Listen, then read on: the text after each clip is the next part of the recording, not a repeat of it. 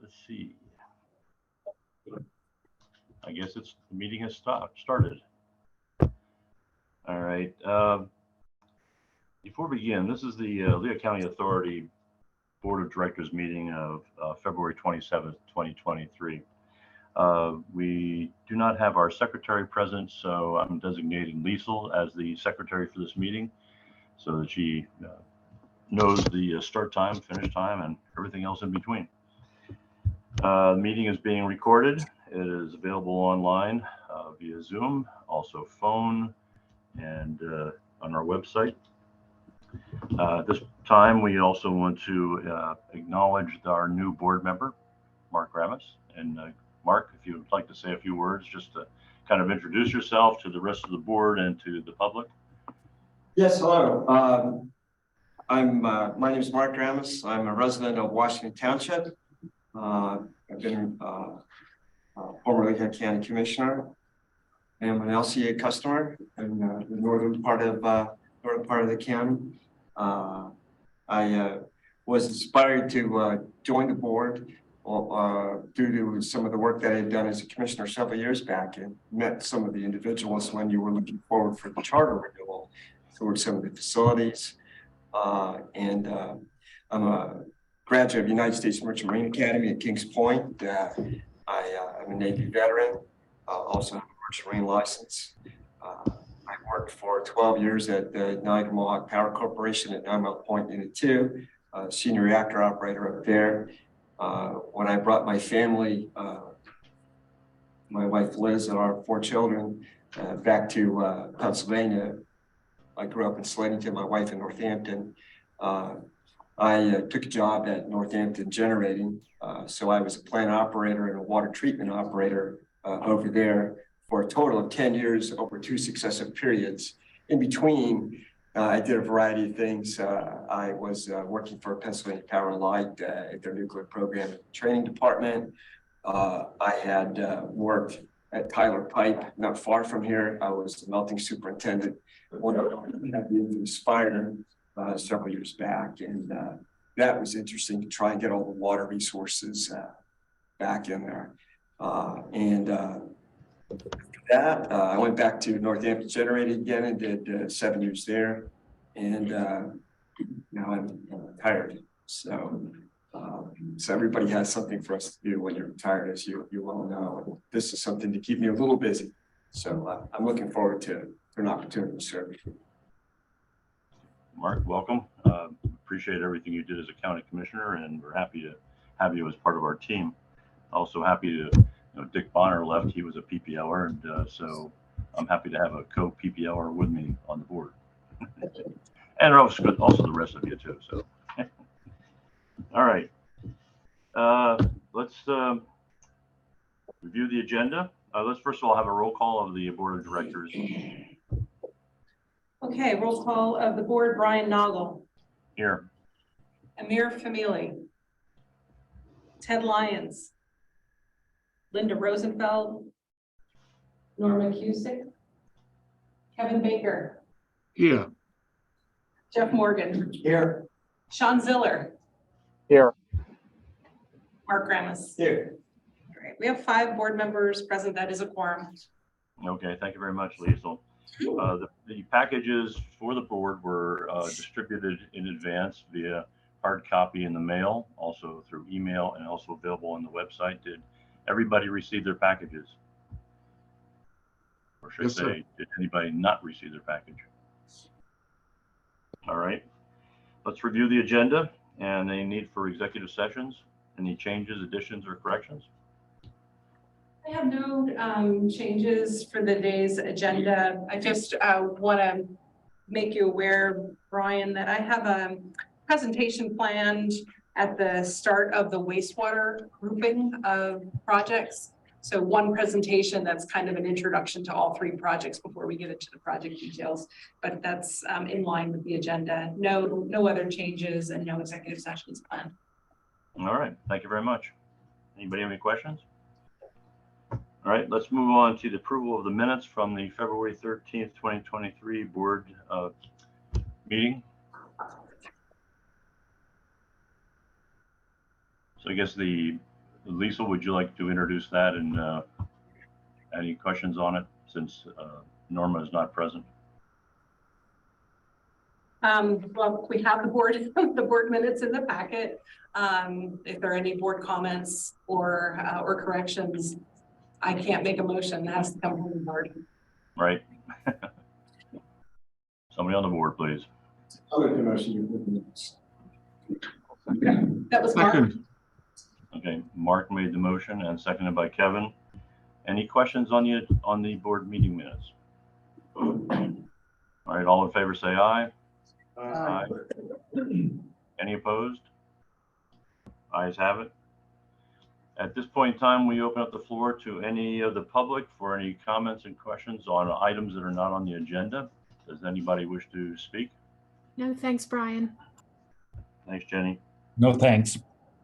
Thanks, Brian. Okay, moving on to the finance administration action items and discussion items. First item on that agenda is the board of directors election of officers. I had asked Norma to poll the board for interest in different positions on the board, the officer positions. She had compiled a list of people who were accepting of those positions. Did not get anybody in addition to the ones that were nominated. We have Brian Noggle for chair, Amir Famili for vice chair, Ted Lyons for treasurer, Kevin Baker for assistant treasurer, Linda Rosenfeld for secretary, and Norma Kusick for assistant secretary. Are there any other nominations from the floor? All right, hearing none, then we have a full cast of officers being proposed for approval by the rest of the board. Mr. Solicitor, can we do that from a secretary motion, or do we want to do a poll on the entire board? Mr. Chairman, I think there should be a motion and second to elect each nominee to the office for which he or she has been nominated. Would you like one for each one? I think it can be done as a slate, and then we'll restate the results after the vote. Okay, then I would like a motion and a second for acceptance of the slate as presented. Well, to elect the nominees to their offices. Yeah. Yes. I'll make that motion. Jeff. All right, thanks, Jeff. I'll second. All right. Motion made and seconded. Are there any questions? So do we need a voice vote on this, Mr. Solicitor? It can be, when you say voice vote, you mean just all in favor say aye? I meant individually. That's a roll call. I think it can be a voice vote, whatever your preference is. Okay, all in favor say aye. Aye. Any opposed? Ayes have it. We have a new selection of officers for the board for 2023. Thank you very much. I think the custom is at this point to state for clarity the results of the election, Mr. Chairman. All right, thank you very much, Mike. Appreciate that. All right, for Chairman Brian Noggle, for Vice Chairman Amir Famili, for Treasurer Ted Lyons, for Assistant Treasurer Kevin Baker, for Secretary Linda Rosenfeld, and Assistant Secretary Norma Kusick. That is your elected slate of officers for 2023. Thank you. We okay there, Mike? Yes, perfect. All right, moving on then. All right, nothing underwater. We do have wastewater, and Lisa, you just indicated there'd be a presentation to kick off those projects. Yes, thank you. So all three of the projects under wastewater are related to efforts to address inflow and infiltration, and also recognizing we have two new board members. And we thought that it would be good to introduce the overall topic of the regional sewer plan that we're doing. Also recognizing that in March, Phil DePoe is going to be back in front of the board giving more detailed kind of updates on various aspects of the engineering work. So this is kind of like intro to sewer planning, and we'll get into more details in future meetings. I'm going to go ahead and share my screen. And Brian, can you confirm you're seeing the Kleins Island sewer system screen? I am now, yes. Awesome. So I really have two main things I want to cover today. The overview is of the entire Kleins Island sewer system and the Act 537 planning that we're doing, and then dig in a little bit on the three projects. I'm going to just give a brief overview or background context for the three projects, and then we'll go to the individual project managers to review those. Any point you want to stop and ask questions or ask questions, just let's do it. Okay, so I had a message from one of our newer board members over the weekend saying, boy, we use a lot of acronyms. So I'm not going to read all of these abbreviations and definitions, but they're posted now on our website, and you can refer to it. A couple I think that stand out is, first of all, KISS stands for Kleins Island Sewer System. We started using that acronym a few years ago as part of this regional effort to bring the whole region together under the same planning process. We also talk a lot about sanitary flows, referred to as SSOs. We'll talk in this presentation a little bit about the regional flow management strategy, which is a specific document that was prepared by the region in 2018. And sometimes you'll see that referred to as the RFMS. We talk about inflow and infiltration. We'll dig into the details of what that means, but we'll also call it I&I. And then rainfall derived I&I as RDII. And lots of others we'll cover, but this is a nice reference page for you. So just kind of starting at the beginning, the Kleins Island sewer system, or the KISS, is made up of 15 municipalities. And those 15 municipalities are further broken up into, say, two main categories. We have the Lehigh County Authority and Western Lehigh grouping, and that's obviously the Western Lehigh County area. So Upper Macungie, Lower Macungie, the boroughs of Macungie and Albertus, and then three smaller townships, Upper Milford, Weissenberg, and Low Hill townships. The sewer systems there are actually owned and operated by LCA. The other four are owned and operated by the municipality directly. So those 7 municipalities together make up the Western Lehigh Sewerage Partnership. And then on the right-hand side of the screen, the Allentown city signatories, and LCA as a group of these Western Lehigh communities is one signatory to Allentown, along with these other municipalities. So South Whitehall, Salisbury Township, Emmaus and Hanover, and then the Copley-Whitehall Sewer Authority serves North Whitehall, and the borough of Copley. On a map, it's kind of visually what it looks like. So the big green service area is that big Western Lehigh area, with again, Weissenberg, Low Hill, and Upper Milford being operated by LCA. And then all of the city signatories shown here. All of the sewage that's generated within this boundary or this area flows through a series of regional interceptors and pump stations to the Kleins Island wastewater plant in Allentown. So that's why we call it the Kleins Island sewer system. So a little bit of background and history, call it the AO era. I just made this up this weekend as I was working on this. AO stands for Administrative Order. And in 2007 and 2009, EPA issued 2 administrative orders.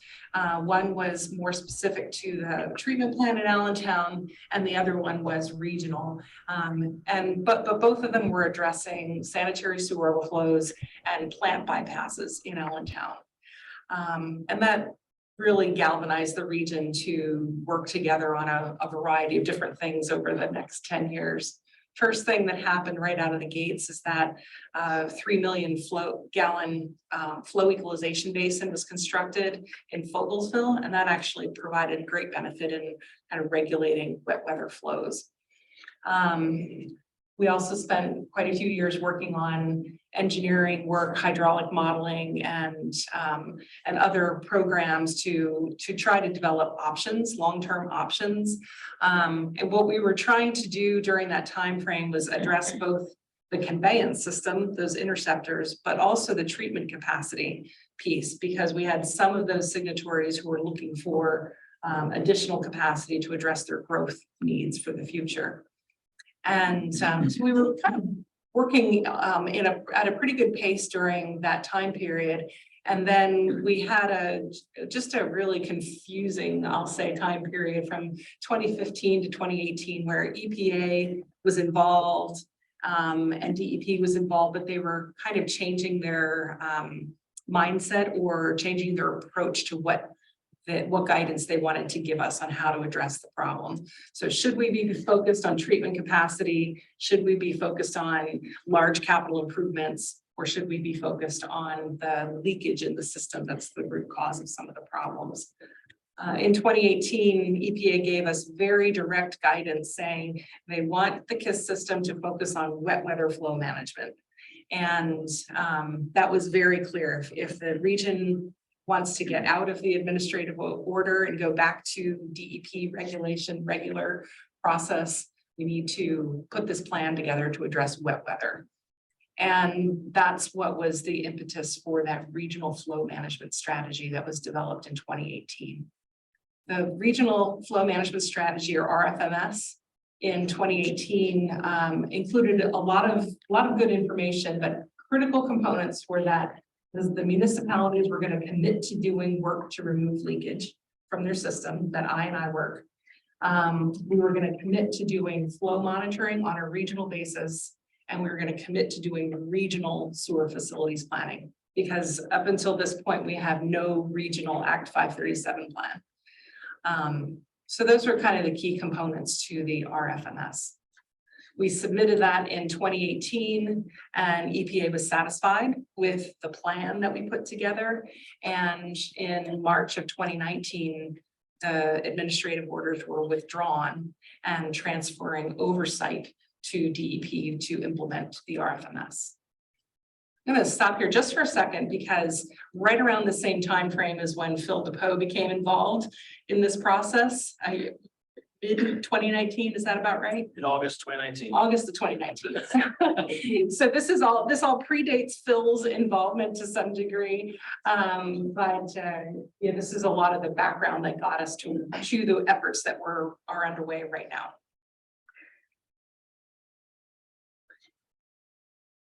So those of you who are living in the Lehigh Valley at the time may remember a period from August of 2018 to July of 2019, where it just rained and rained and rained and rained. It just didn't stop raining. We received a really unprecedented amount of rain during that time period, 80 inches of rain in a 12-month period. And that really caused a lot of issues with our system. Overflows in a lot of locations. Although the biggest impact was really at the plant itself. The Kleins Island wastewater plant received flows greater than its permitted 40 million gallons per day on several months in a row throughout that time period. And that is an official trigger for DEP to look at the plant and say it's hydraulically overloaded. So that was an official action that came from these wet years. This graph just kind of shows graphically what the impact was. So the orange line going through the middle of the chart, that's the average flow that normally comes through to the Kleins Island sewer wastewater plant, about 32.5 million gallons per day. And then the blue line shows the actual flows during that wet period. And the permitted annual average capacity is 40 million gallons per day. You can see we popped over that several months during this time period. And according to the way DEP regulates this is a violation of our permit, and proceeded into corrective action. So 2019 forward, in I should call it the Phil DePoe era, Phil got involved right at the outset of all this, and you'll be hearing a lot from Phil over time. But in August of 2019, that's when DEP really officially recognized, hey, Kleins Island is in a hydraulic overload situation, and that requires corrective action under the regulatory framework. So the first thing that DEP did was to say that beginning in 2020, moving forward until further notice, any new connections that want to connect to the sewer system will need to fall under what's called a connection management plan. And a connection management plan is essentially a grant by DEP of a certain amount of new connections that are allowed.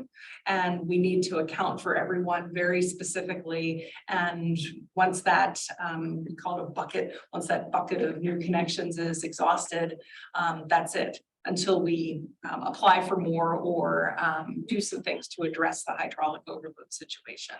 So that was implemented in 2020. And the region pulled together very quickly to develop what we called an interim Act 537 plan.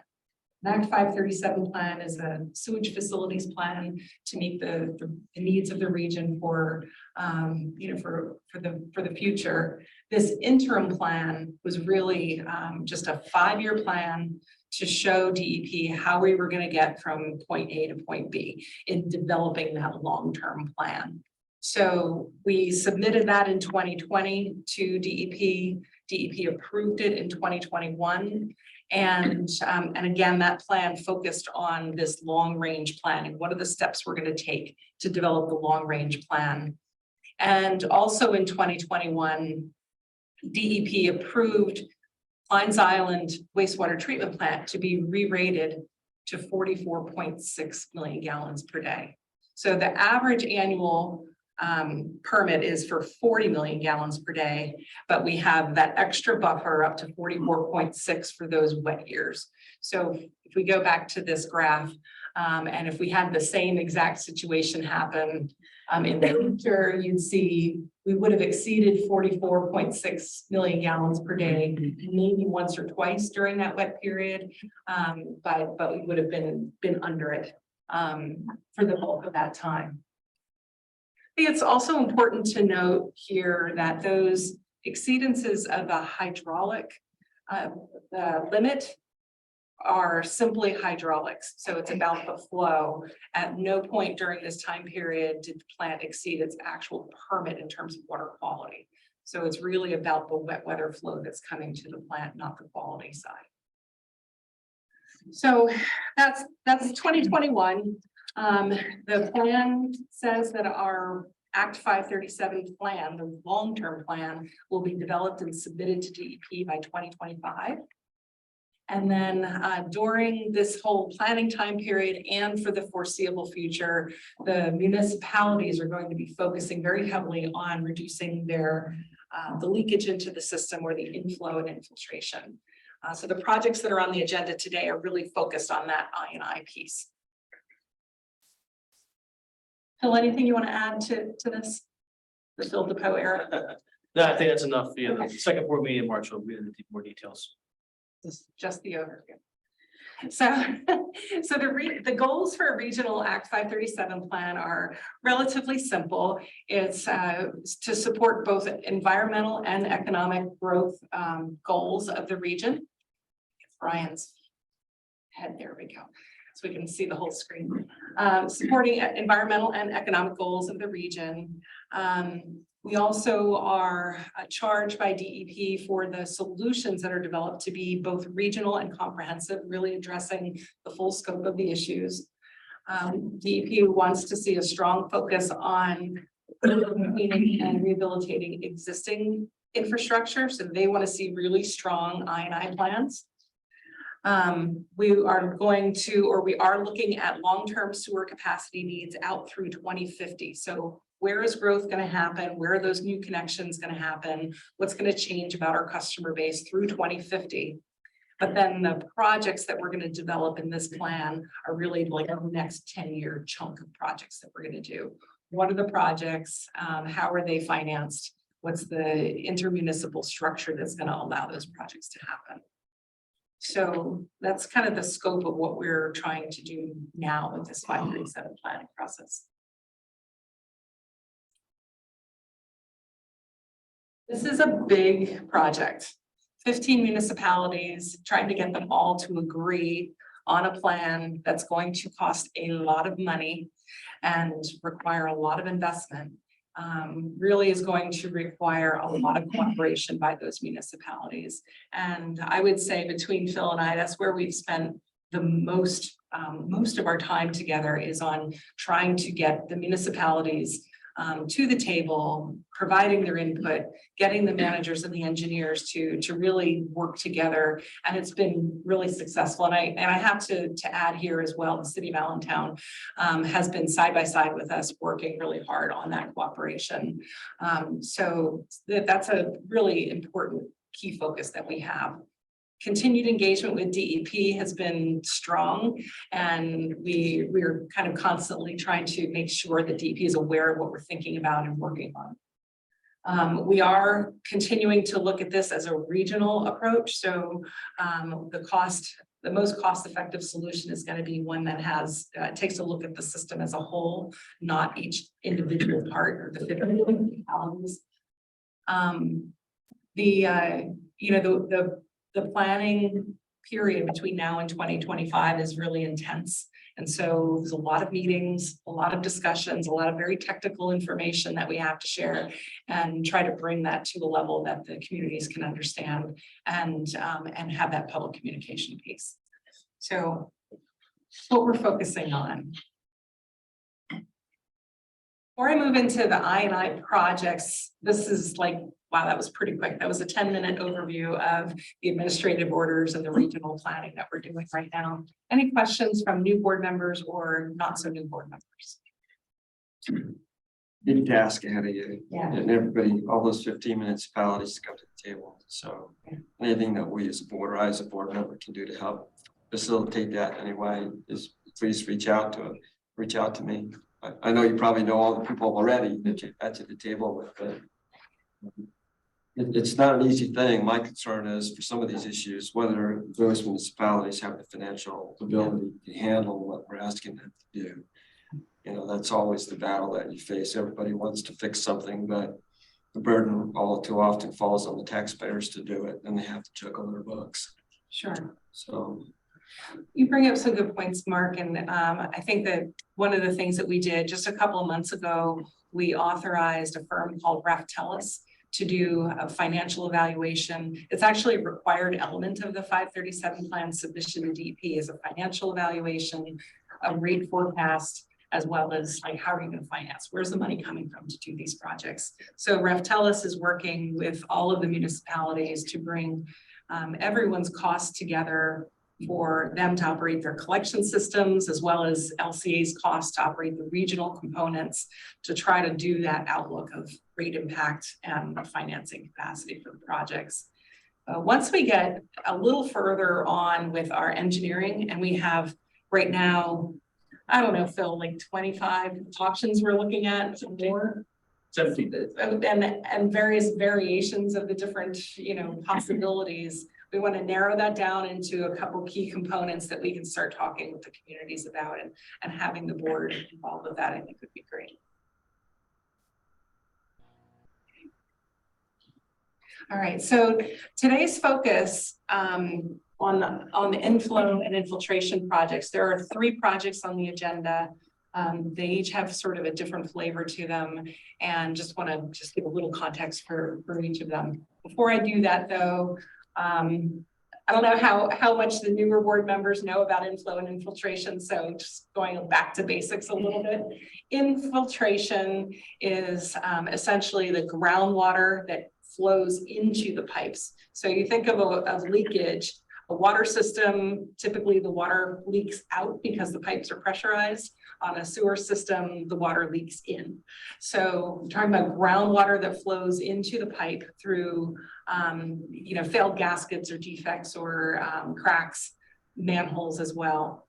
And here in the Lehigh Valley, the groundwater is relatively high, and the groundwater will raise when there's a lot of rain. So we'll see different rates of infiltration depending on how much rain we've had, or snow melt even. Inflow is more direct flow of water through manholes or direct connections to the system, manholes that are at the surface and water flows over them during a flooded roadway event. That inflow into the manhole is inflow. And then we have clear water, introduction of clear water through roof drains and some pumps.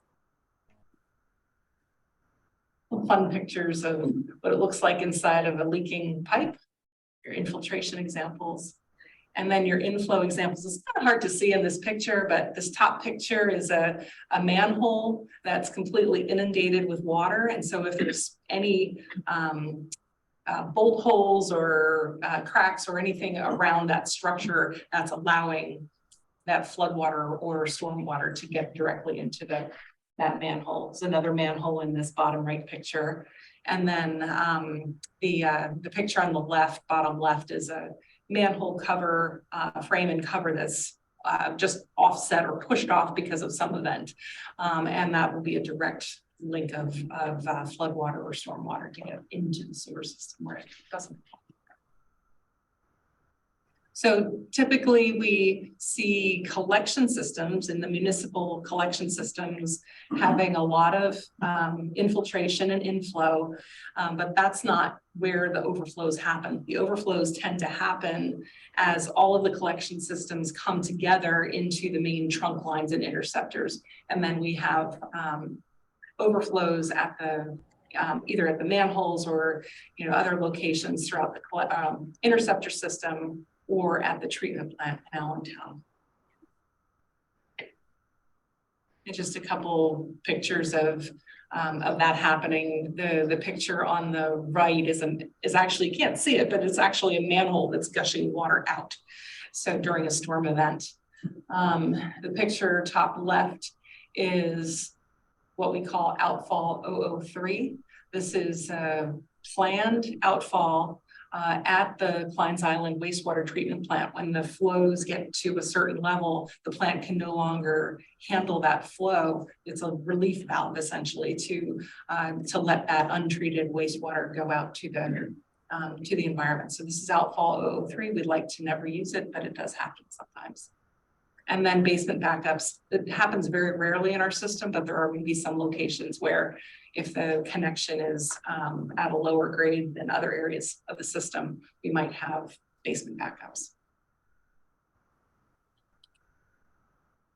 So getting back to the projects and the work we're doing, what's shown on the screen now is the work plan that was submitted to DEP with our interim Act 537 plan back in 2020.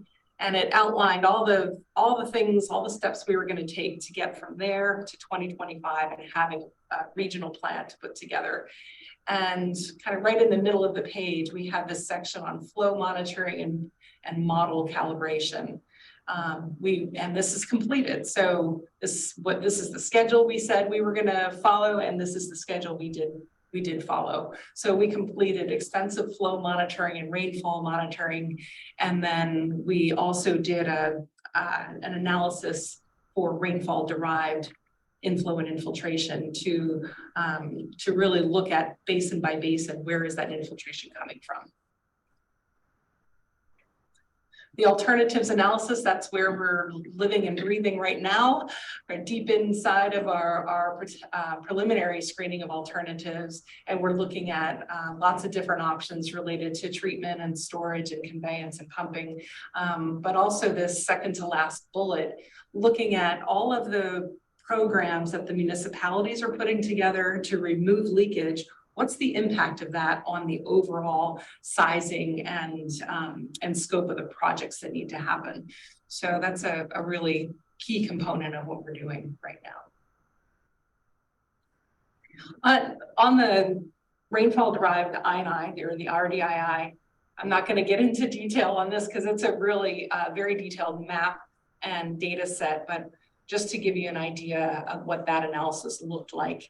This is a map of the entire KISS system and all of the basins that were monitored.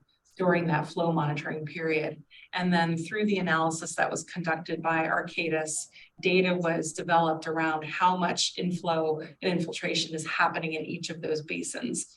So just a, kind of a heat map approach here. The green is good, the yellow is okay, the orange is starting to get not so good, the red is pretty bad, and the pink is the worst area in terms of how much leakage is coming into the system.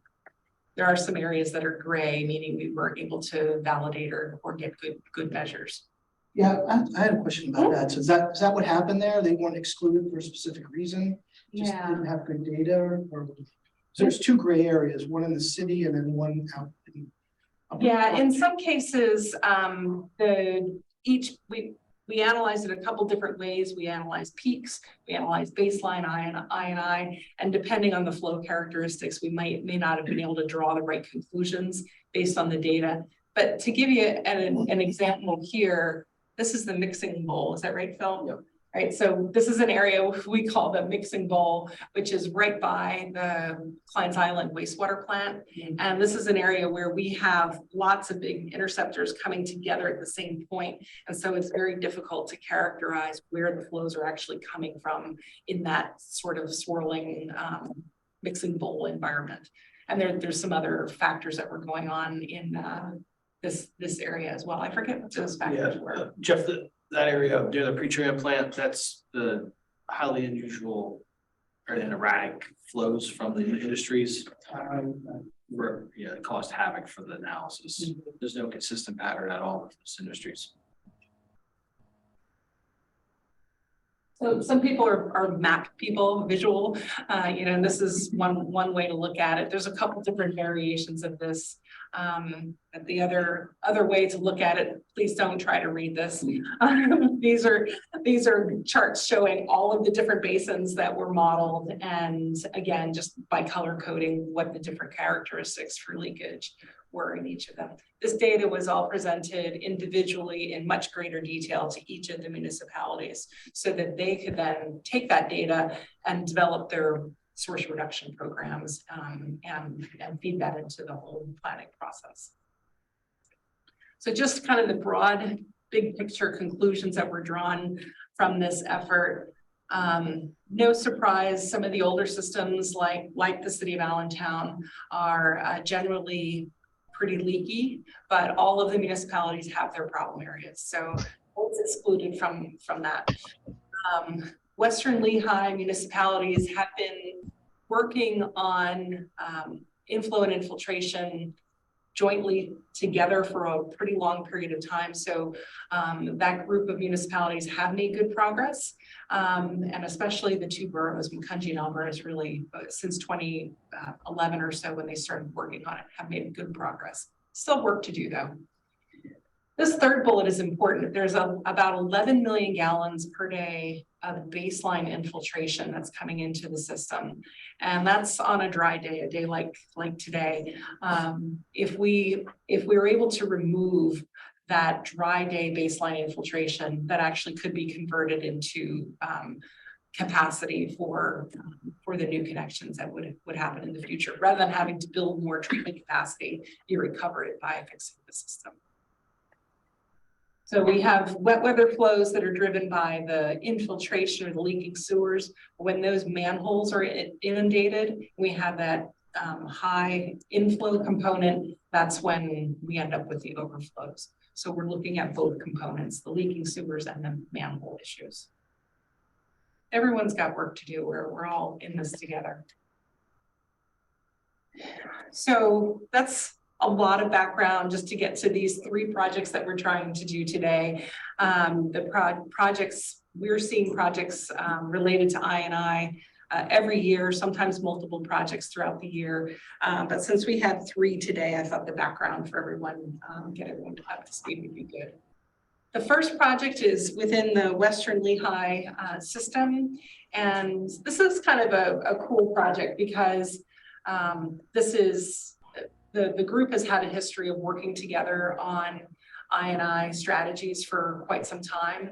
But in this particular project, they're going to be kind of taking it to the next level and having LCA provide overall project management and work through a shared resource to address sewer laterals in 3 communities. So Upper Macungie, Lower Macungie, and then LCA's Upper Milford system.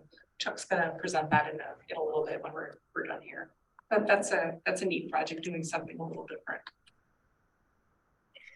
The 2 Allentown projects that are on the agenda, I wanted to just go over briefly because it's sort of an end of one set of projects at the start of the next phase of projects.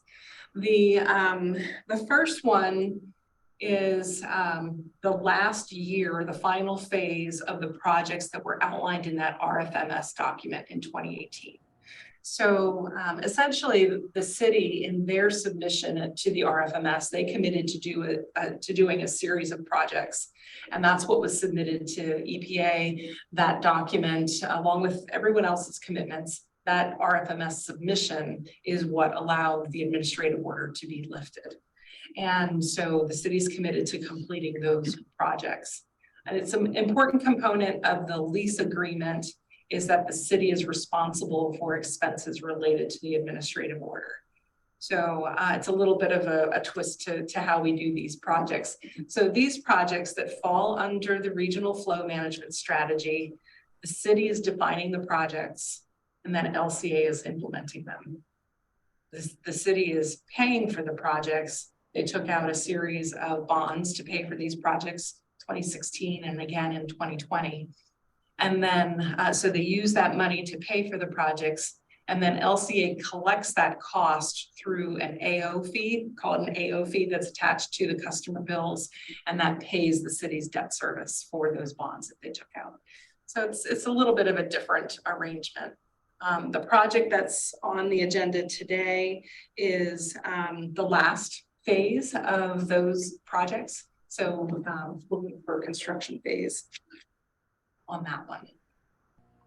And then the next phase is a little different. So the 3rd project on the agenda is what we're calling LCA Year 1, and that's a brand new program that was developed based on the results of the rainfall derived I&I analysis that was done last year, the maps and the charts that I showed you a few slides ago.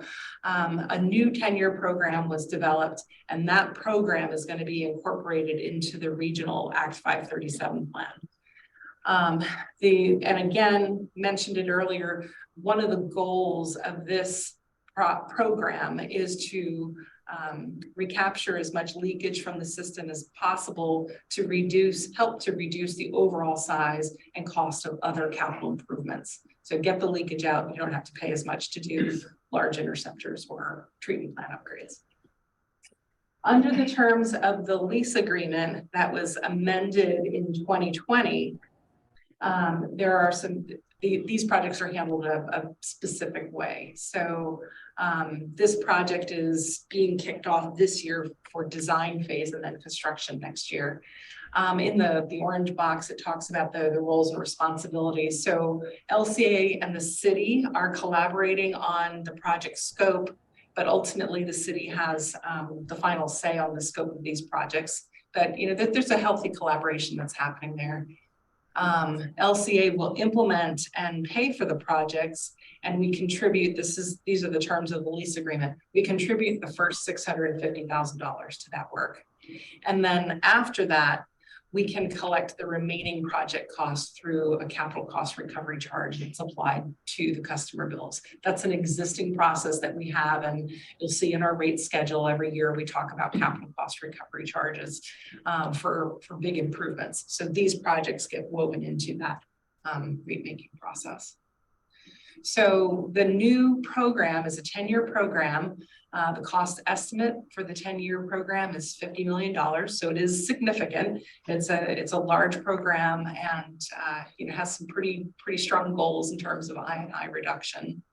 And I think it's not something that we talked about, but in December, when we were doing grant applications for some other sewer projects, we were also at the same time collaborating with the city on a large grant application for these projects for the first 3 years of these. The city is actually the grant applicant for these because they own the system. So we didn't have LCA approval for that grant application. It's the city that had to approve that. But really, really good collaboration with the city on that grant process. Those are the 3 projects. Tried to put it in context. I know that was a lot of information, but hopefully it gives you a little bit of a sense of the flow and the background behind the 3 of those projects. Any questions on all the background that I provided today? And just one quick question. Can you just go back a couple of slides? I'm sorry. No problem. To the conclusions of the report. Conclusions of the RDII Yeah. analysis? Yeah.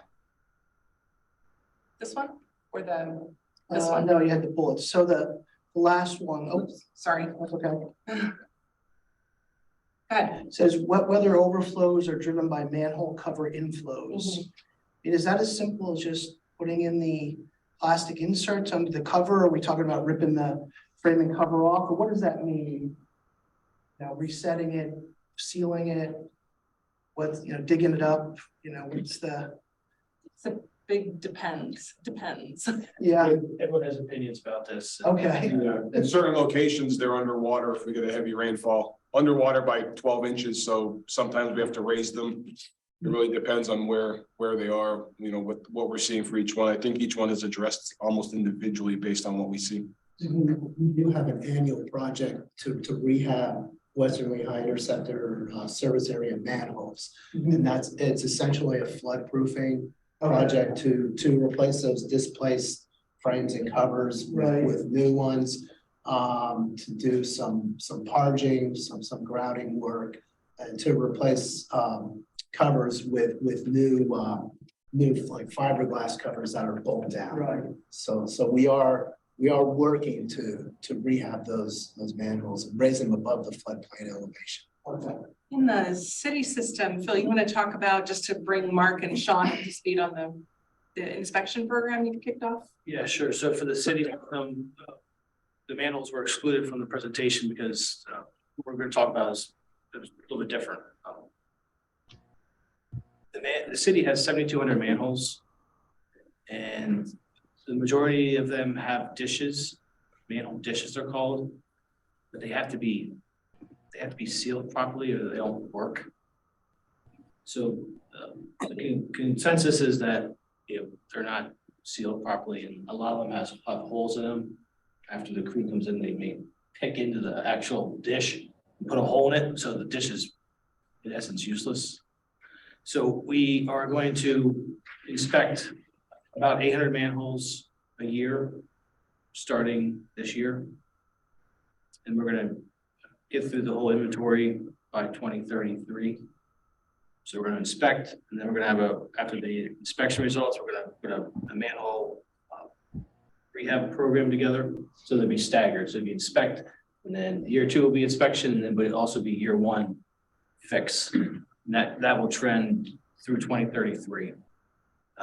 But the big dilemma is how do you make the lid watertight, specifically a dish or whatever we come up with. That's the dilemma. We're still working on that, but we're trying to get a KISS solution, so we're all kind of doing the same thing. That's where things may go like that, depending on municipality. We want to do X and we want to do Y. So that's a work in progress still. But they have to be sealed, or the dishes don't. They're just there for show. I have a quick question. Can you guys hear me okay? You can? Yes, we can. Okay. Can you go to the, I'm sorry to have you take it off, but can you go to the second to last slide? I think it was. Sure.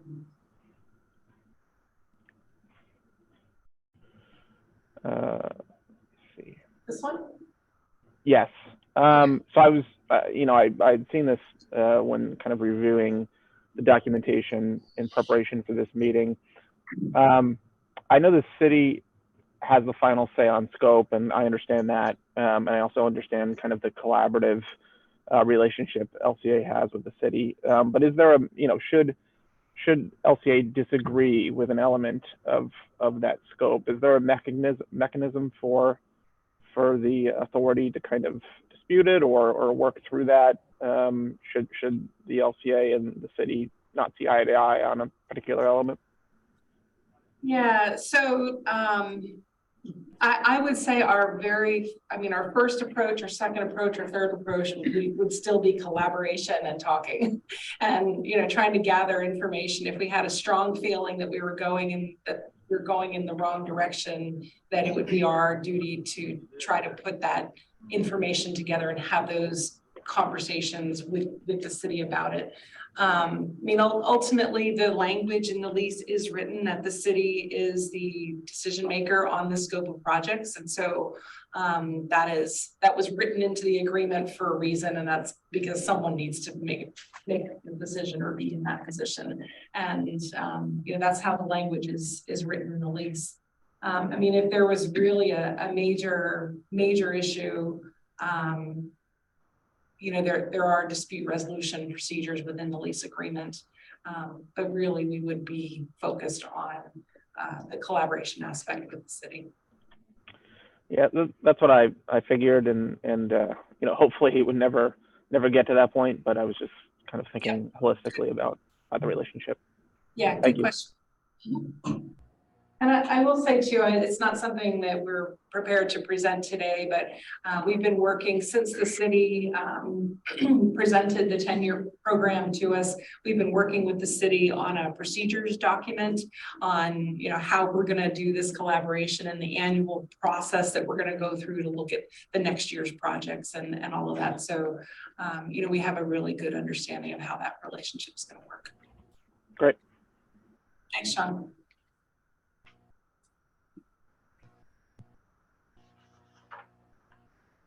Okay.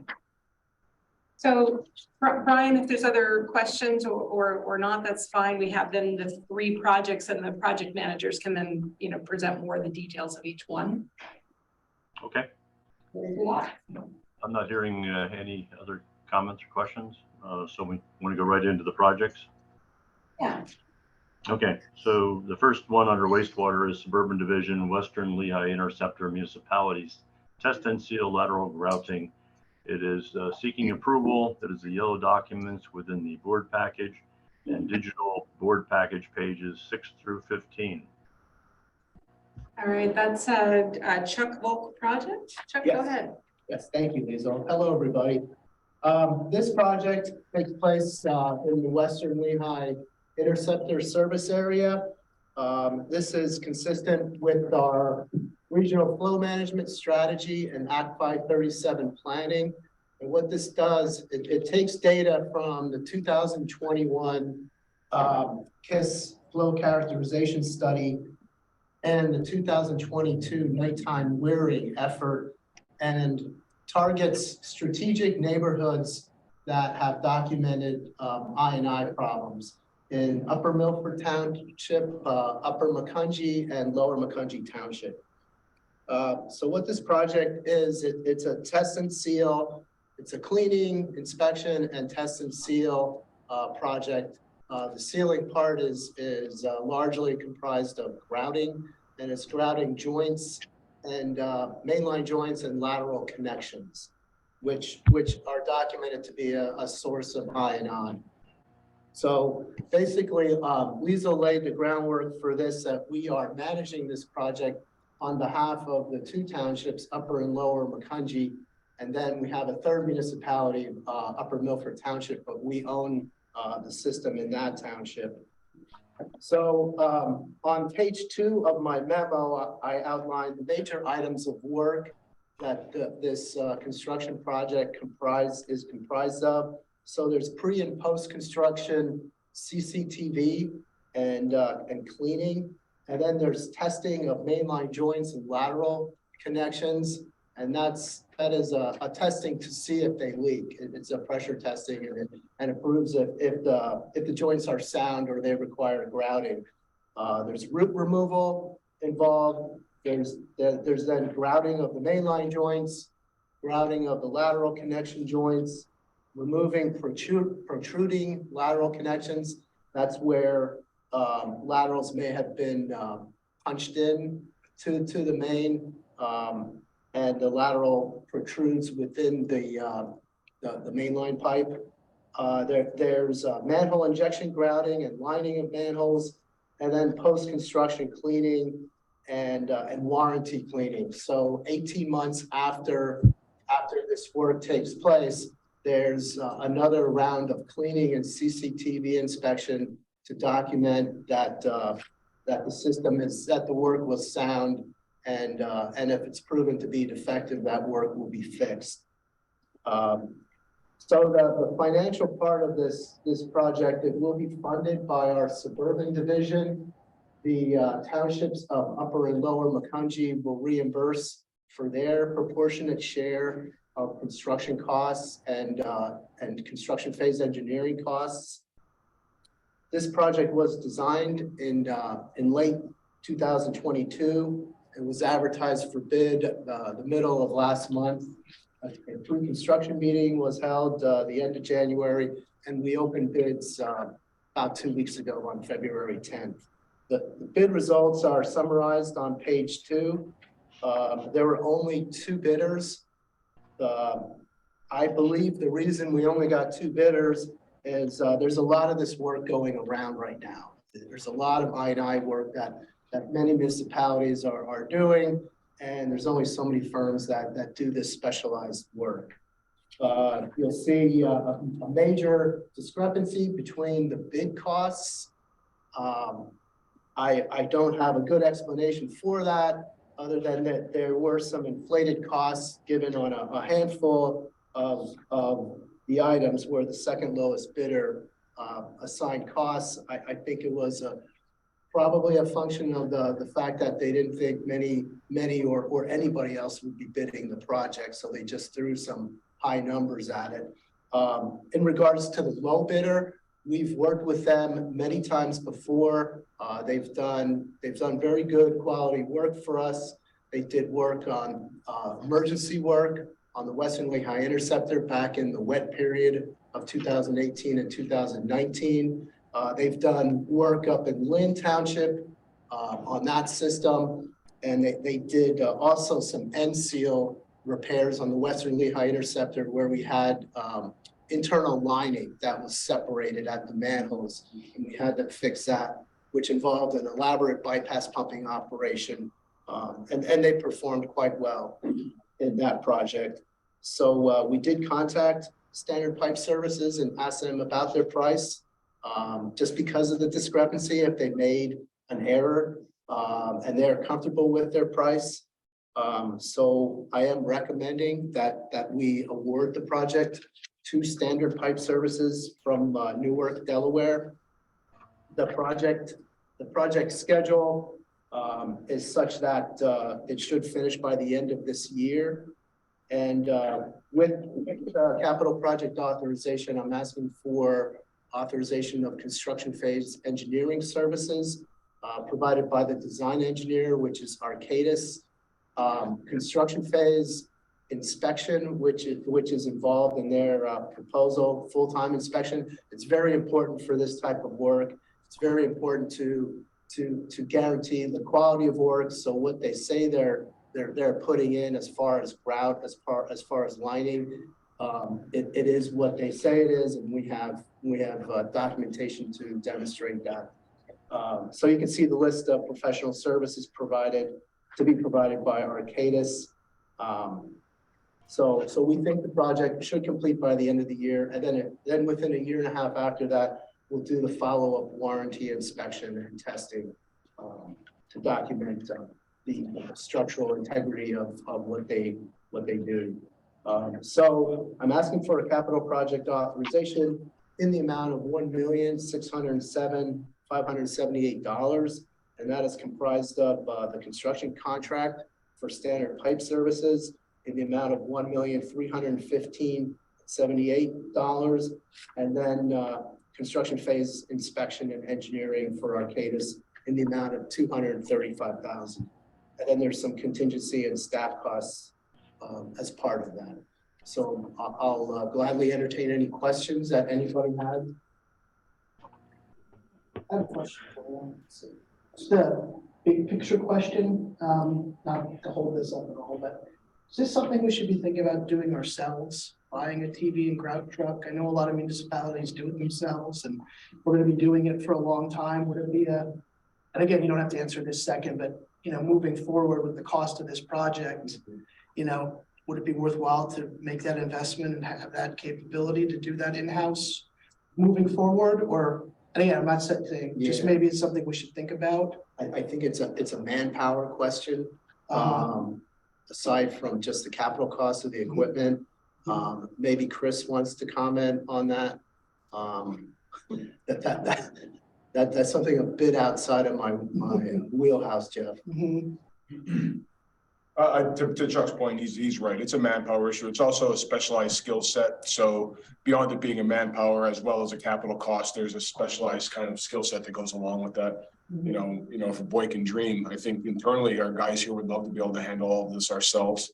But I don't think right now is the right time to make those investments. I'll add, also, I know that some of the Western Lehigh communities have talked with us, and we've had kind of an ongoing conversation about equipment purchases. So that conversation is happening about whether we could jointly buy equipment or at least standardize what we're buying, so we can kind of share some resources. But the grouting piece, Yeah, it is very specialized work, and that's reflected by the fact that we only got 2 bidders too. Yeah. Yeah, I just have a quick question. I mean, I know you don't have a crystal ball as it relates to this, and I'm sure it's a bit of a, trying to aim for a moving target. But do we have any kind of sense of or estimation as to ultimately what Upper and Lower Macungie will incur as part of this? Yeah, that's a good question, actually. I do. And the way the bid form was broken down, we had major bid items, and then we had like subset quantities for the quantity in Upper and Lower Macungie and Upper Milford Township. We had those quantities separated. So I know the base contract plus the warranty cost comes to $842,000 for Upper Macungie, okay? And then it comes to $319,000 for Lower Macungie and $83,000 for Upper Milford. Now, knowing the budget constraints of each municipality involved, and adding the soft costs, adding the engineering costs, we will adjust quantities accordingly to be performed in each municipality. With Upper Macungie, it's pretty much spot on because their share of the construction engineering is $168,000. So that just puts them a little over $1 million. And I was advised that they do have some contingency. There is some wiggle room there. For Lower Macungie, we're going to have to trade some quantities to Upper Milford. We'll move some of their quantities to contain the budget within their $200,000 budget limit, and we'll just do some extra work in Upper Milford. So that's how it will shake out. So that's for me to manage during construction. I hope that answers your question. It did. Thank you.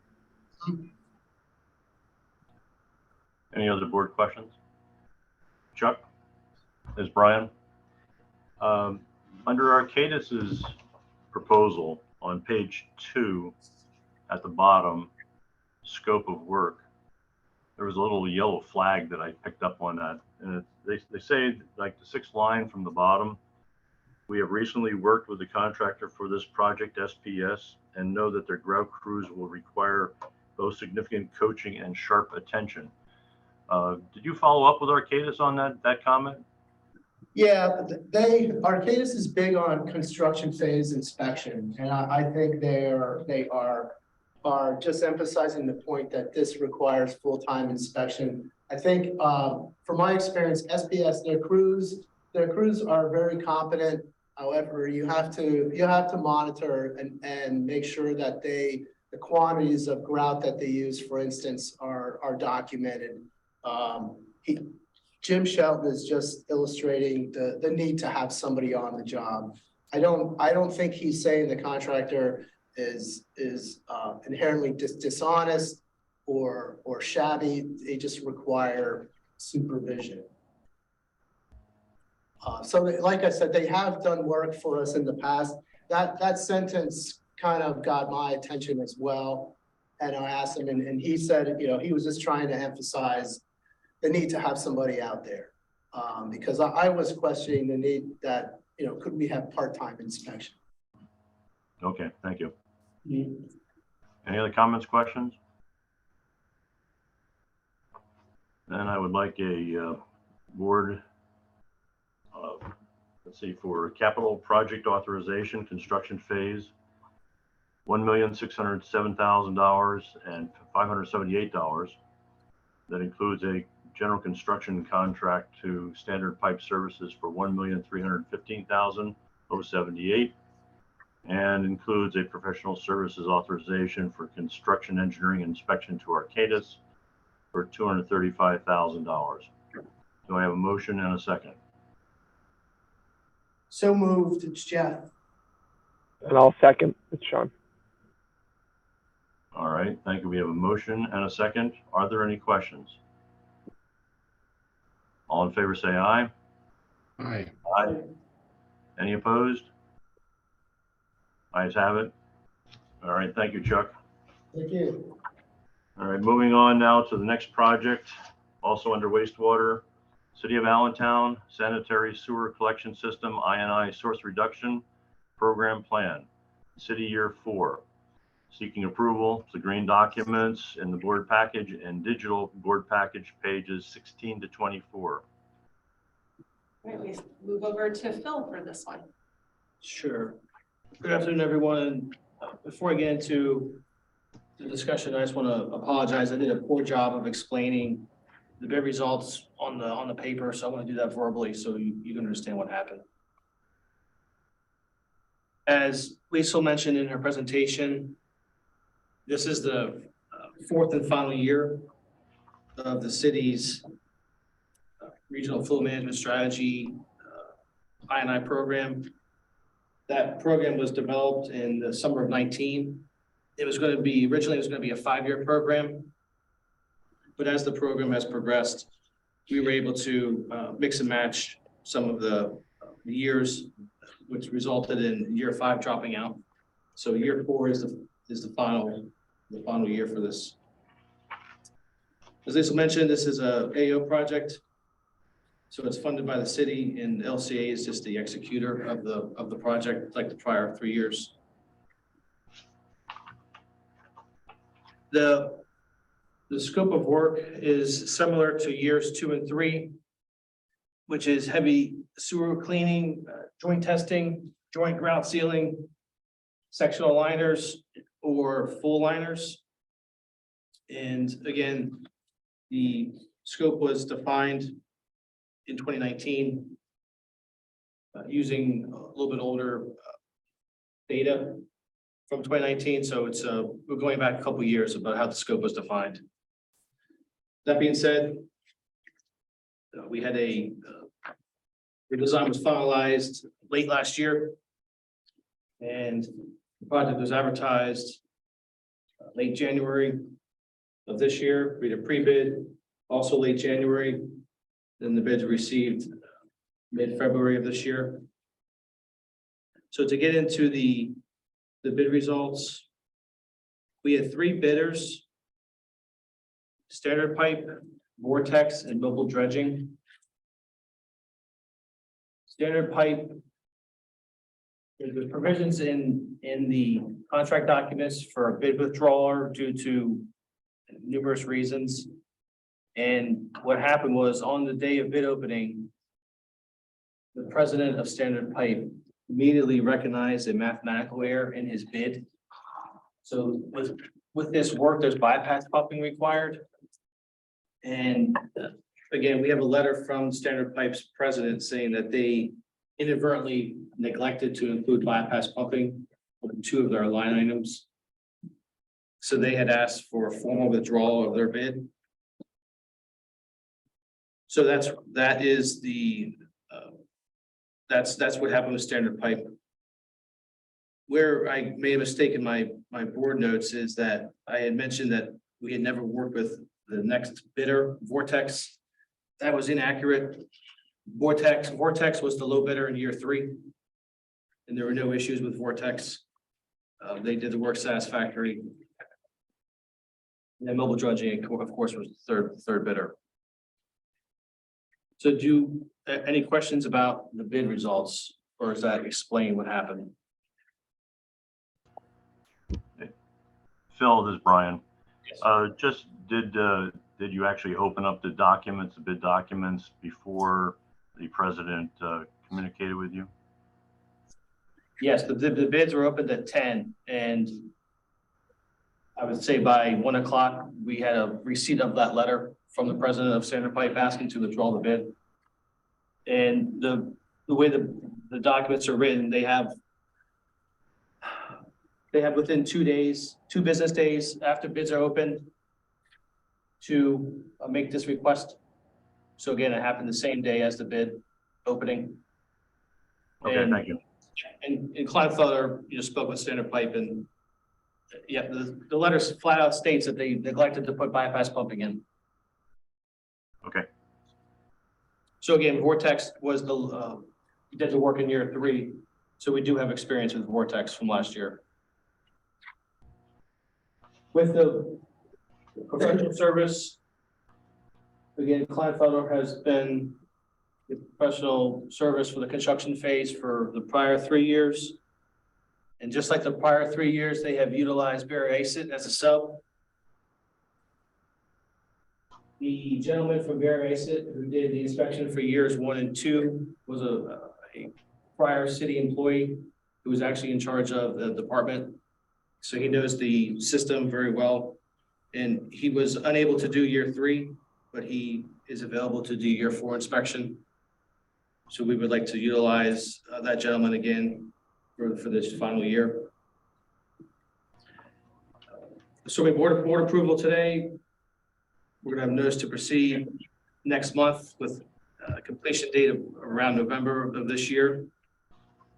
And as AJ is going to talk about next, the responsibility ends with the city for this program and shift to LCA moving forward.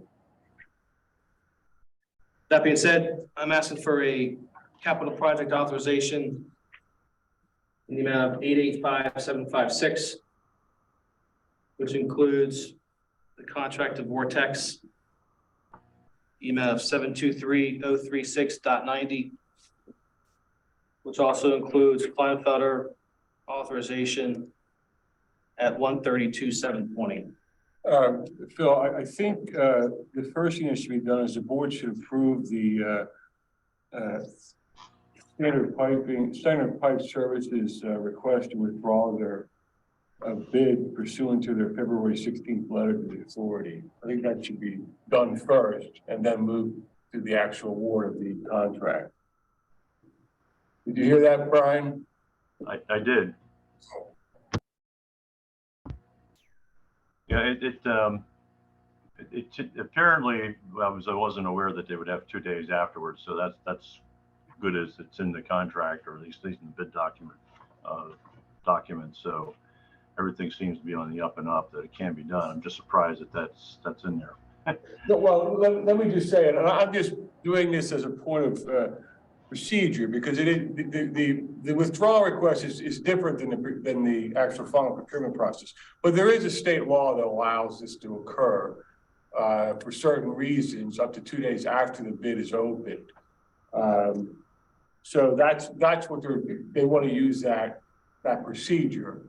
But because it involves some review by the board, I think there should be a motion to accept, to approve their request to withdraw based on their February 16th letter to the authority.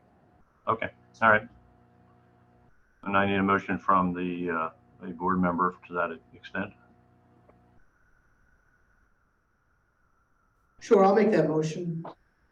All right, made by Jeff. I'll second the motion. All right, so second motion to accept the withdrawal of Standard Pipe Services initial bid under the terms of the contract, and also bid requirements. Any questions on that? All in favor, say aye. Aye. Any opposed? Okay, ayes have it then.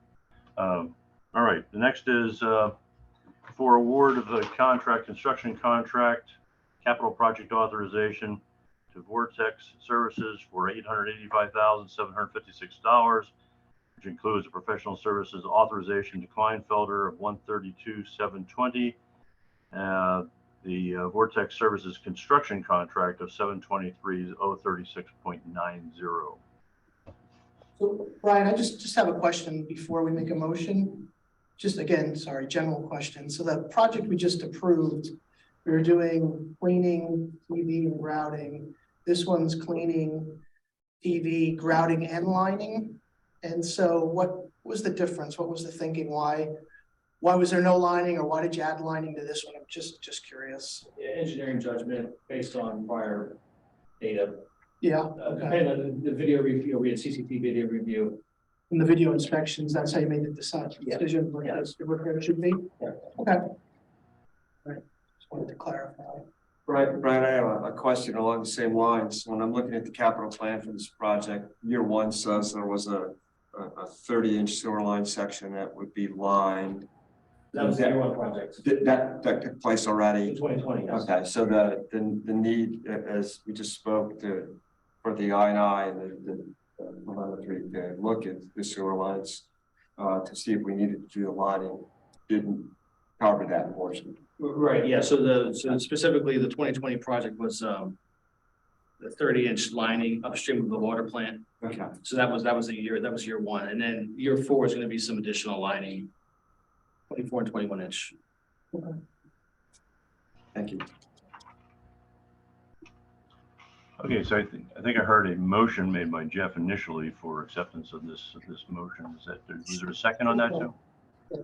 I'll make the motion. I feel like Norma today. She usually makes all the motions. I'll second. Was that Sean? Okay. Yep. Motion by Jeff and seconded by Sean for acceptance of this capital project authorization. All in favor, say aye. Aye. Any opposed? Ayes have it. Thank you very much. Moving on to the next project. It's Allentown Division Sanitary Sewer Collection System, I&I Source Reduction Program Plan, LCA year number 1, seeking approval. It's the blue documents within the board package, and it's digital pages 25 to 30. And we get to hear from AJ. Yeah, making his debut today. There you go. What a good one. Let's hope it's a good one. Yeah. Good afternoon, everyone. My name is AJ Kuzi, new Director of Engineering and Asset Management here at LCA, requesting capital project authorization for design and construction phase services for year one of the city's 10-year I&I source reduction program. This work is derived from a study that the city performed through Kleinfelder, in which they recommended a series of improvements over a 10-year period for a total cost of $50 million.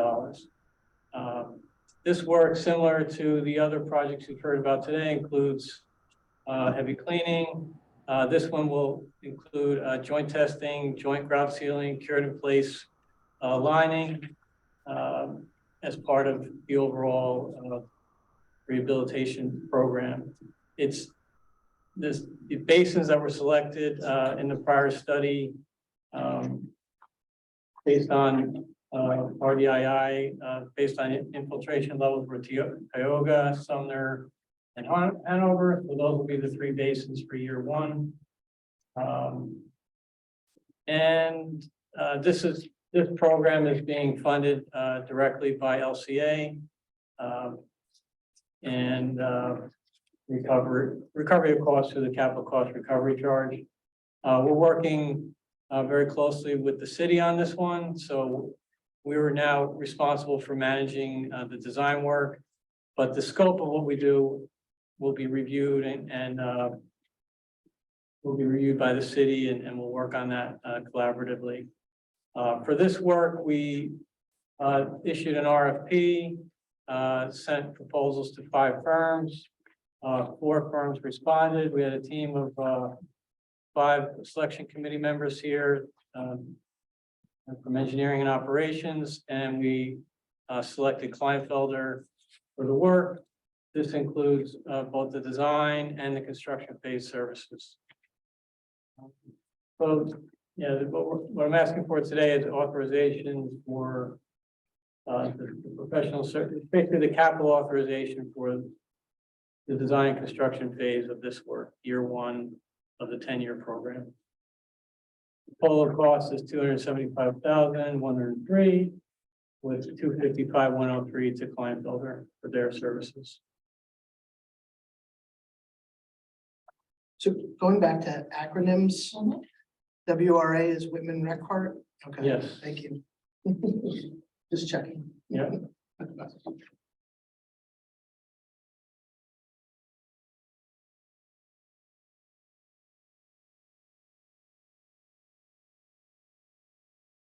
Brian, you're on mute if you're talking to us. Any questions from the board? Thank you. By the board. I guess at some point in time, we're going to get into the financing of this overall 10-year program. This is not really the time to do that. We have to go forward with this at this point. So we've got a capital project authorization, design and construction phase engineering services for $275,103 for the Allentown Division I&I Source Reduction Improvements Program, LCA program year number 1. That includes a professional services authorization to Kleinfelder of $255,103. Need a motion and a second.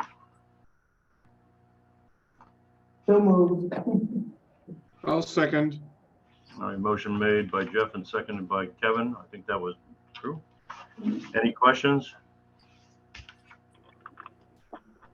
All in favor, say aye. Aye. Aye. Any opposed? No opposition. All right, thank you very much. Okay, AJ. All right, we don't do monthly project updates for the second board meeting, but we're now moving into the monthly financial review. Digital board package pages 31 to 42. It's our weight documents and landscape format. It's for December 2022, and the January 23 report we presented in March meeting. All right. So we have a presentation for this, and turn it over to Ed for that while I get the screen share going.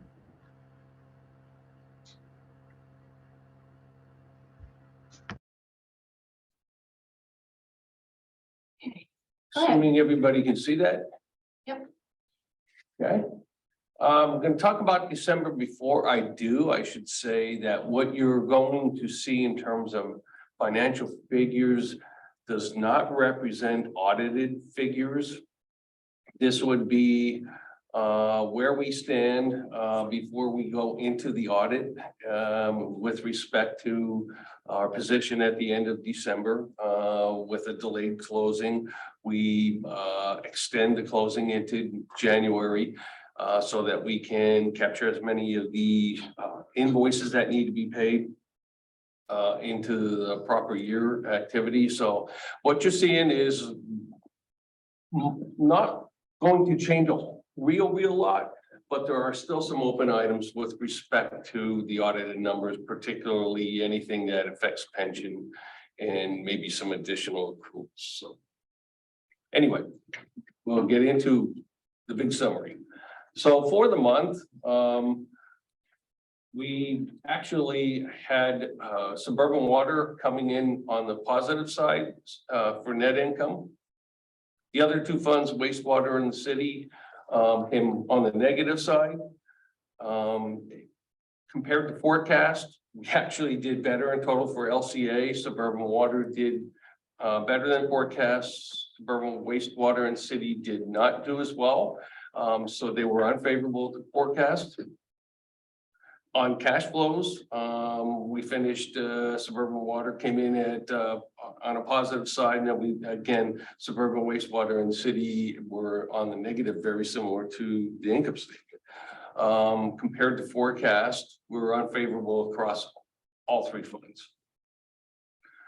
Year to date, positive numbers, net income for all three funds.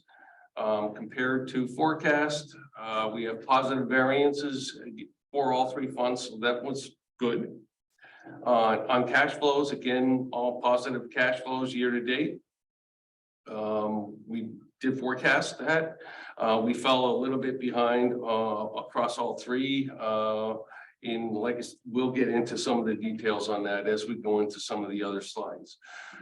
So I took the summary and so that you could take a look at where we finished with actuals compared to budget. And you can see on the budget variance column there, we're favorable on suburban water. Finished a little bit off on suburban wastewater. City division was favorable in terms of net income. And on the cash flows, well, suburban water finished favorable to budget. And on suburban wastewater and the city side, we are unfavorable to budget. We'll get into that with the slides. Debt service coverage ratio, you can see the numbers there. They're all above the 1.2 target, and there's only one there that is a little bit less than budget. So the debt service numbers look really good. So now I've taken the liberty of sort of condensing this PowerPoint a little bit.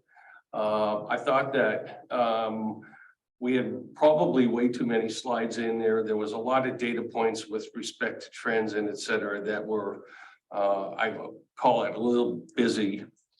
So I'm focusing back on the funds and income and cash flows. And so on a year-to-date basis on suburban water, you can see the variance there, $600 and some thousand. If you look at that graph below, it kind of gets into some of the reasons behind the favorable variance. You can see we were helped by operating revenues in suburban water. Mostly revenue volumes were up on the residential side, the commercial side, and the industrial side as well. So that helped. On operating expenses, we were favorable. And that was mostly due to the lower purchase services, lower purchased water. The other two on the non-operating side was we had a little bit lower investment income and interest expense was up a little bit more. Now, as you look at income for the full year, that's nice favorable variance of 1.8. 1.8, yeah. But that was driven again by higher revenues, mostly from the residential, commercial, industrial side. It's very similar to year to date against forecast, and also lower water purchases as well. And so that created a nice favorable cushion against budget. Cash flows year to date. You can see the variances on that graph. We were aided by cash from operations / that's the income that we just talked about compared to forecast. Debt service, we were off a little bit by 2.5. CAPEX was higher than we originally forecasted in. We didn't get as much interest income as we thought we were going to get against forecast. So for a full year, we're talking about 77,000. Boy, I'm having trouble reading the numbers today. $77,000 worth of, and again, that was mostly due to the higher revenues and lower operating expenses. So we look good, suburban water.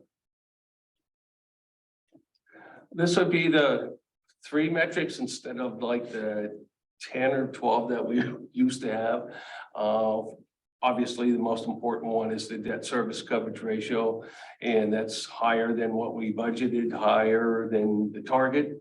Our operating ratio was 1.43. And that's better than what we budgeted for the year and also better than the target. And days cash on hand is above the target of 180, so that they hit on all three metrics, key metrics for the year. So. Okay, suburban wastewater income year to date. Again, another favorable variance. You can see the stepping stones along the way of operating revenue up to forecast. We also had lower operating expenses. Non-operating items were also favorable. So pretty much across the board, we had favorable variances against all key categories there.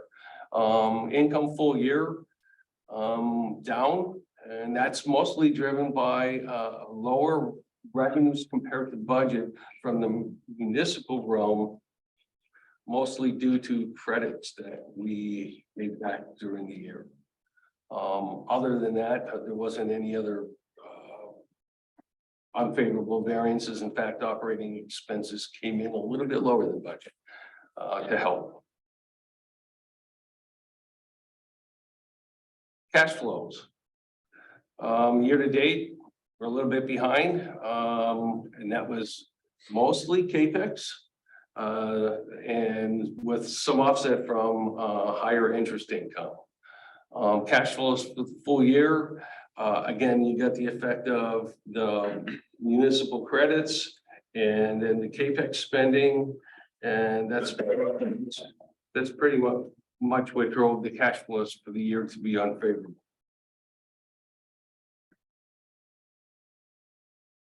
The three metrics were good with respect to debt service coverage ratio. It's nice to see that over 10. Year-to-date operating ratio came in a little bit less than budget, but we were over the target, internal target. And in days cash on hand, we are above the 180 mark as well on this fund. City division, nice favorable year-to-date variance against forecast. This is mostly driven by lower interest expense, lower or higher investment income, interest income, and expenses were up a little bit to forecast. However, when we look at for the full year, so we really thought we were going to be spending a lot less in December than we ended up spending in December. But for the year, we are better in revenue on the city side, and we're also have lower operating expenses as well. And that's pretty much what drove the favorable variance on the income side. Cash flows year to date. Not much unfavorable variance in cash from operations, and then you get stepped back up from for the year. The debt service is lower for the year. Capital spending is a little bit lower, and we got some interest income that we didn't count on compared to forecast. And for the full year, cash flows are affected by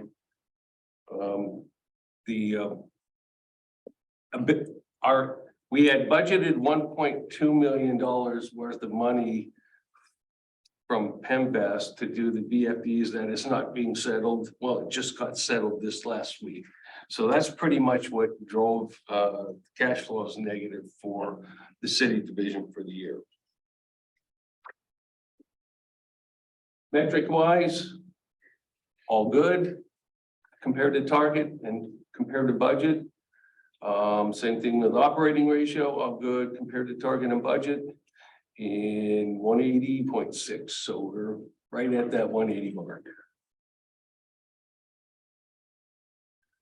So if you look at the metrics, the summary, there's like 14 points, I'll call 14 points of light that I think that the funds need to hit.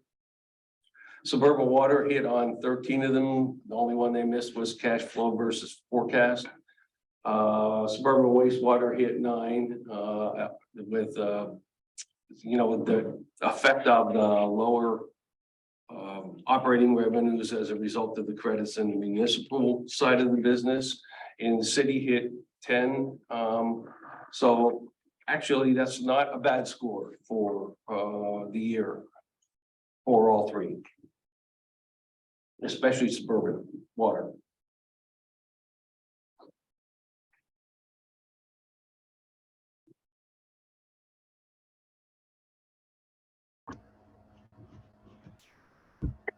So now I have to ask if that was curtailed too much or not, and that's something you can think about.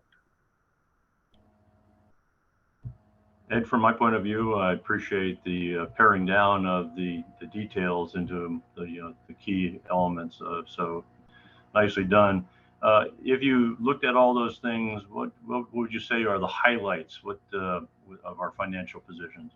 Just a couple. What are the things we should really focus on? So generally speaking, and I'm comparing to budget. So if I take actuals to budget, there's a couple categories. Two of the funds did very well with respect to budgeted revenues. Suburban Wastewater was the only one, and we know why, because of the credits that processed through. So that's a key point moving forward in Suburban Wastewater.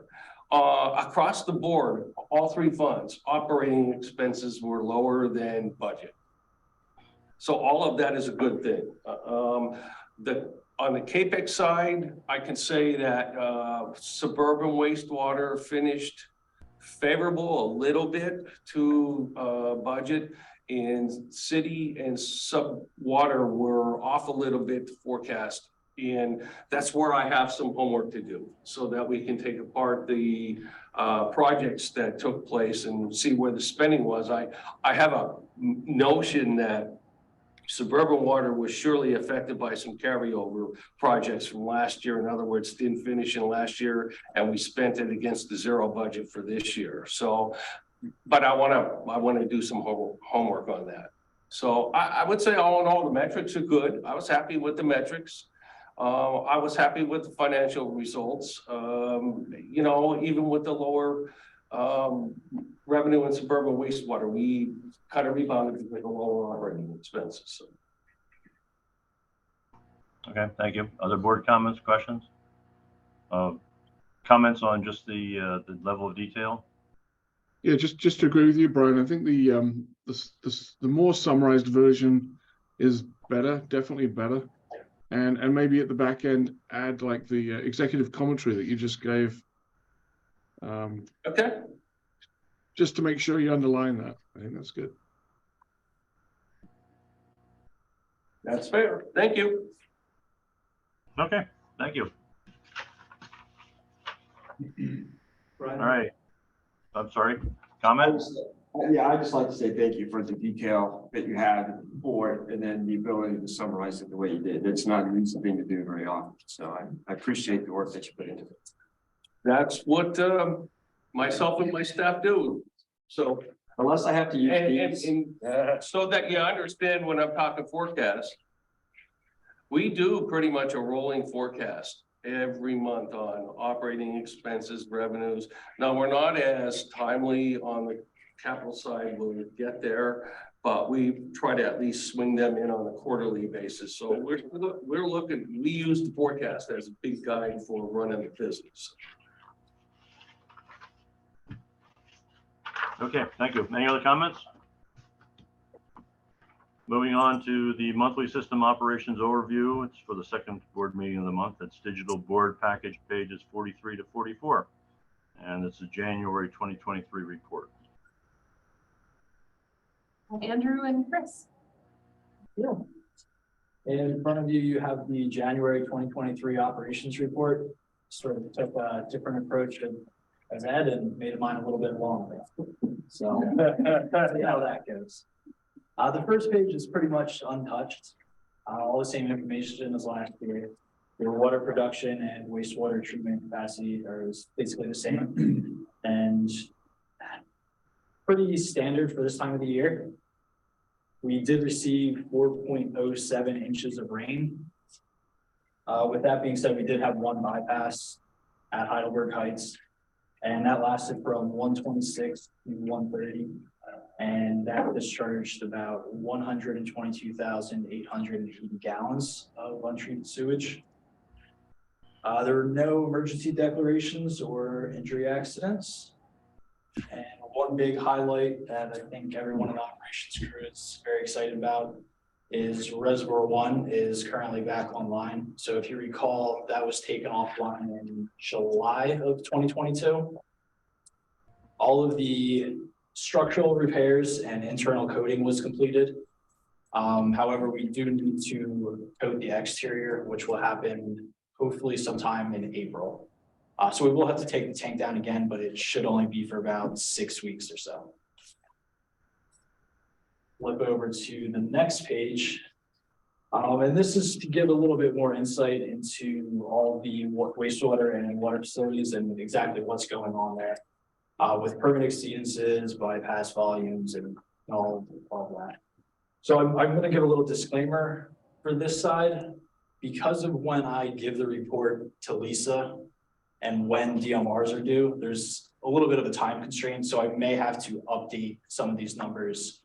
For example, in February, when I give the report, I may have to update some of the January numbers. I'm sorry, in March, when I give the report, I'll have to update the January numbers. So with that being said, I mentioned the one bypass at Heidelberg. We did have 4 permit exceedances at Sand Spring. And that's just going along with some of the troubles that we've been facing there with high influent flows and not getting enough aeration time in some of the treatment backs. So, does anyone have any questions about the new page or the old page? Andrew, this is Brian. I like this format because it kind of highlights all the places where we don't have problems and the key areas where we do have problems. And we certainly know about those 2 areas. And we don't like having them, but it keeps us focused on where the real issues need to be addressed. So thank you. Yeah, just a comment saying along those same lines, this is great to see the compliance. That's the whole bottom line of the whole ball game is to, what the ethical quality is, water quality is. Since Dick Bonner is no longer with us, I will point out the one little typo on the bottom corner. It's not your job. Yeah, I saw that. I printed it. He would have, so. Fair enough. What happens when you do these in Excel? The word check. All right, thank you. Any other comments, questions? All right, moving on. Staff comments. Yeah, I have one brief one, and so I just wanted to bring the board up to speed. This is the end of February now, and typically by this point in time, we would have presented preliminary capital plans to the board. So I just wanted to let the board know that we haven't forgotten about it. We're taking just a little bit of a break with AJ coming on board, as well as the Hazen and Sawyer project to work on our strategic asset management plan to just evaluate the timing and process that we use for our capital plans. And we'll be bringing that back in front of you within the next few months as we're working through that process to reimagine some of the forms of process for capital planning. And to tie in to your comment earlier, Brian, about the 10-year plan for the city's I&I work, that capital plan that we'll put together will be a 5-year plan, and it will include the first 5 years of that program. So we'll be discussing financing of the overall capital program, including the city's I&I source reduction program when we present the capital plan to you in the coming months. So AJ, did you want to add anything more about what you're doing with the capital plan? I just thought we should share that with the board, I think. I mean, the only thing is at a high level, we're trying to align the completion of the capital planning process with the budgeting process. so that there's not like a separate true up period, so it seems to be like that's the way it may have been done a while ago, and it makes sense. So we're gonna be starting our capital process right here in March and have a similar sequence of steps, but just start later, so we finish at the same time. Thanks, AJ. That's all I have. Okay. Solicitor comments? Good comments, thanks. Thanks, Mike. Any comments from the public on any topics whatsoever? No, thanks, Brian. No comment here. Thanks, Brian. Okay, thanks, Jenny and Brian. Board comments. I do have one reminder in our board package. We did get our annual conflict of interest policy and statement that needs to be completed by May 1st, I believe. Also, the statement of financial interest form that also needs to be completed. So the earlier you get those things done, the less time we'll have to bug you on it. So reminder to the board. Thank you. At this time, I see nothing else on the agenda. We are adjourned. Thank you very much, everybody, for attending, and welcome Mark and Sean again for the second meeting. All right. Take care. Thank you. Thank you.